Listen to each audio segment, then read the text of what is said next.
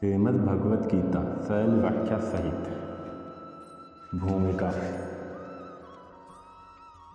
गीता परम ज्ञान का गीत है, अर्थात आत्मा का गीत है। यह मुंह से गाया तो जाता है, परंतु मन तथा बुद्धि द्वारा आसानी से समझ नहीं आता, क्योंकि यह अंतःकरण से ऊपर का विषय है।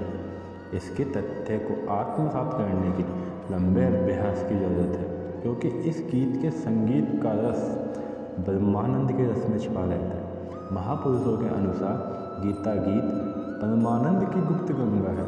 इसकी मीठी मस्ती में खोना ही सब कुछ पाना है। योगीजन कहते हैं, इसके 700 श्लोकों और 18 अध्यायों में योग का संकल्प समाया है।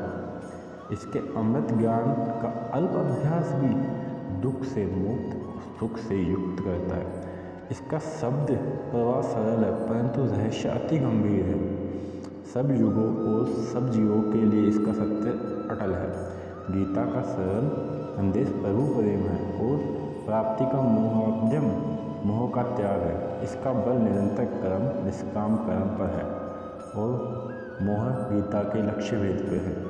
कुछ लोगों का यह विचार कि गीता संन्यास और त्याग पर बल देने के कारण संसार से विमुक्त होने को प्रोत्साहित करती है।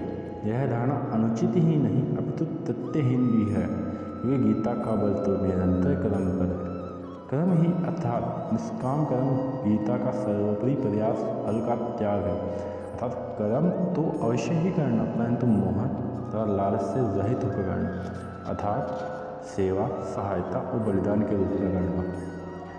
कर्म करने में आलस्य अथवा अकर्मण्यता कभी नहीं होनी चाहिए। कर्म तो अधिक से अधिक निरंतर करते रहना है, जो कि सेवा एवं समर्पण की भावना से दूसरों के विकास का भलाई के लिए या फिर भगवान को समर्पित करने के लिए करना है।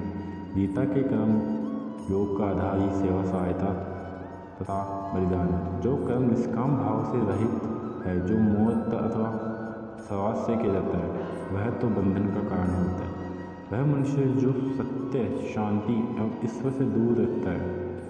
परंतु गीता के अनुसार निष्काम कर्म का अर्थ यह बिल्कुल नहीं कि मनुष्य को कर्म करने से जो फल उत्पन्न होता है, मनुष्य उसका उपयोग ना करे, क्योंकि मनुष्य जब कर्म करेगा तो फल तो उत्पन्न होगा ही। जैसे किसान खेत में बीज बोएगा तो उससे फल तो तैयार होगी ही। व्यापारी क्रय विक्रय का कार्य करेगा तो उससे धन उपार्जन तो होगा। उद्योगपति उद्योग लगाएगा तो बहुत वस्तुएं पैदा होंगी। यही तरह यदि सब लोग इन कार्यों का फल स्वयं इस्तेमाल नहीं करेंगे तो जीवित कैसे रहेंगे और विकास कैसे बन पाएगा।